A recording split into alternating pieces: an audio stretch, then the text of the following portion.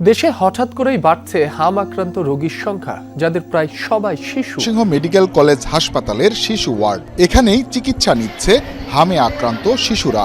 হতে পারে যে সেই টিকাদান কর্মসূচিতে বিঘ্ন ঘটার কারণেই এখন এই আউটব্রেকটা শুরু হয়েছে। নামটা তো আমাদের সবারই চেনা, তাই না? শুনলেই মনে হয় ওহ, জ্বর আর গায়ে লাল র্যাশ ওঠে একটা বাচ্চার অসুখ। কিন্তু এই সাধারণ দেখতে অসুখটার পেছনেই যে একটা বিশাল বিপদ লুকিয়ে আছে, সেটা হয়তো আমরা অনেকেই জানি না। একটা বিপদ যা আমাদের শরীরের পুরো ডিফেন্স সিস্টেমটাকেই ভেতর থেকে একদম ঝাঁঝরা করে দিতে পারে। চলুন আজকের এই আলোচনায় হাম ভাইরাসের সেই লুকানো, সেই ভয়ঙ্কর দিকটা নিয়ে কথা বলা যাক। তো যেটা বলছিলাম, আমাদের বেশিরভাগের কাছেই হাম মানে কি? ওই ছোটবেলার একটা সাধারণ অসুখ, কিছুদিন ভোগান্তি হয়, তারপর ঠিক হয়ে যায়, সিম্পল। সাধারণত আমরা কি দেখি? বেশ জ্বর আসে, কাশি হয়, আর সারা গায়ে ওই লাল লাল র্যাশ বেরিয়ে যায়, ব্যাস। বেশিরভাগ মানুষের হাম নিয়ে ধারণা কিন্তু এটুকুই, এর বাইরে আর কিছু ভাবার প্রয়োজনই মনে করি না আমরা।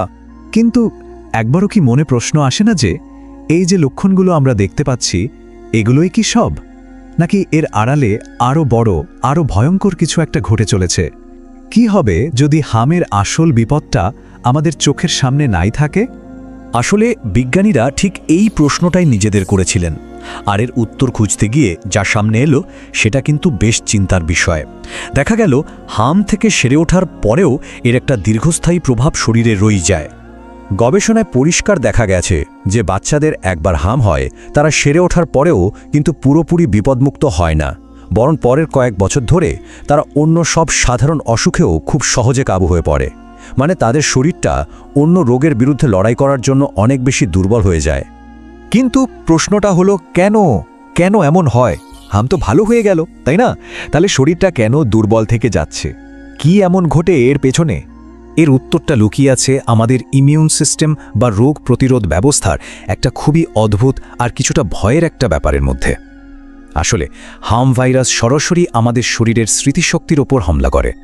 বিজ্ঞানীরা এই ব্যাপারটার একটা নামও দিয়েছেন, ইমিউনোলজিক্যাল অ্যামনেশিয়া। এর মানে কি? খুব সহজ করে বললে, হাম ভাইরাস আমাদের শরীরের ডিফেন্স সিস্টেমকে এমনভাবে আক্রমণ করে যে শরীর বেমালুম ভুলে যায় অতীতে সে কোন কোন রোগের বিরুদ্ধে লড়াই করে জিতেছিল। মানে পুরো স্মৃতিটাই মুছে যায়।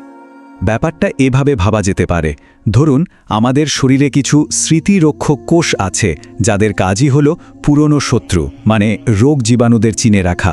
আর হাম ভাইরাস হলো একটা স্মৃতিচোর, যে কিনা একটা গোপন দরজা দিয়ে ঢুকে ঠিক ওই স্মৃতিরক্ষক কোষগুলোকেই টার্গেট করে শেষ করে দেয়।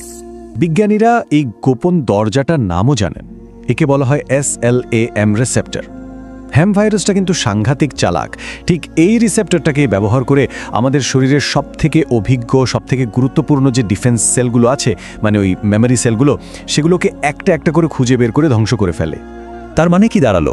হাম কিন্তু শুধু আমাদের শরীরকে সাময়িকভাবে অসুস্থই করছে না, এর আসল কাজটা আরও ভয়ঙ্কর।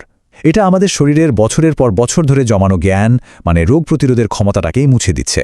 ব্যাপারটা ঠিক যেন আমাদের ইমিউন সিস্টেমের হার্ড ড্রাইভটাকে ফরম্যাট করে দিল। ফলে শরীর বেমালুম ভুলে যায় যে সাধারণ সর্দি কাশি বা নিউমোনিয়ার সঙ্গে কিভাবে লড়তে হয়। কিন্তু এই যে স্মৃতি মুছে যাওয়ার কথা বলছি, বাস্তবে এর প্রভাব কতটা মারাত্মক হতে পারে, মানে ক্ষতির পরিমাণটা ঠিক কতখানি? একটা অসাধারণ গবেষণায় দেখা গেছে, যদি কারো মারাত্মক ধরনের হাম হয়, তাহলে তার শরীর থেকে প্রায় 40% অ্যান্টিবডি গায়েব হয়ে যেতে পারে। ভাবুন একবার, এই অ্যান্টিবডিগুলোই কিন্তু ছিল অন্য সমস্ত রোগের বিরুদ্ধে শরীরের আসল বর্ম। মানে প্রায় অর্ধেক প্রতিরক্ষা ব্যবস্থা এক ঝটকায় শেষ। এই চার্টটা দেখলেই ব্যাপারটা আরও পরিষ্কার হবে। দেখুন, যাদের হাম হয়নি তাদের শরীরে স্মৃতি ধরে রাখার ক্ষমতা প্রায় 90%, অথচ যাদের হালকা হাম হয়েছে তাদের ক্ষেত্রে এটা কমে দাঁড়িয়েছে 67%। আর যাদের গুরুতর হাম হয়েছে তাদের ক্ষেত্রে তো এটা মাত্র 60%। তার মানে শরীর তার জমানো সুরক্ষার প্রায় 1/3-এরও বেশি স্মৃতি হারিয়ে ফেলছে। আর সবচেয়ে চিন্তার বিষয় হলো, এই বিপদটা কিন্তু 2-1 দিনের ব্যাপার নয়। হাম থেকে সেরে ওঠার পর এই যে স্মৃতি নষ্ট হয়ে যাওয়ার ব্যাপারটা, এটা কয়েক সপ্তাহ থেকে শুরু করে কয়েক মাস, এমনকি কোনো কোনো ক্ষেত্রে 2 থেকে 3 বছর পর্যন্তও থেকে যেতে পারে। আর এর সরাসরি ফল কি? ফল হলো অন্য সব মারাত্মক রোগে আক্রান্ত হওয়ার ঝুঁকি অনেকখানি বেড়ে যাওয়া। হামের পর নিউমোনিয়া, ডায়রিয়া, কানের ইনফেকশন, এমনকি ব্রেনের ইনফেকশন বা এনসেফেলাইটিসের মতো ভয়ঙ্কর রোগের সম্ভাবনাও অনেক বেড়ে যায়। আর ঠিক এই কারণেই হামকে শিশু মৃত্যুর একটা অন্যতম বড় পরোক্ষ কারণ হিসেবে ধরা হয়। তাহলে প্রশ্ন হলো, এই ভয়ঙ্কর পরিস্থিতি থেকে বাঁচার কি কোনো উপায় নেই? অবশ্যই আছে, আর সেই উপায়টা কিন্তু আমাদের সবারই খুব চেনা।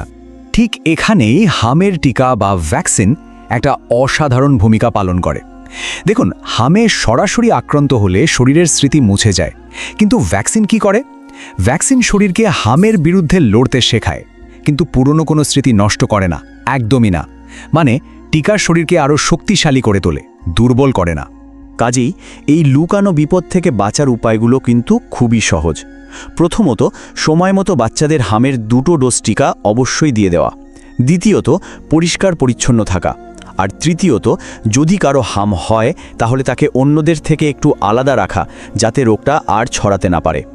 আলোচনা শেষ করার আগে আসুন একবার ভাবি, হামের টিকা কিন্তু শুধু একটা রোগ, মানে হাম থেকেই আমাদের বাঁচায় না। এটা আসলে আমাদের শরীরের এতদিনের জমানো সমস্ত জ্ঞান, অতীতের সব লড়াইয়ের স্মৃতিকেও রক্ষা করে। তার মানে এই টিকাটা আমাদের ভবিষ্যৎ আর অতীত দুটোকেই সুরক্ষিত রাখছে।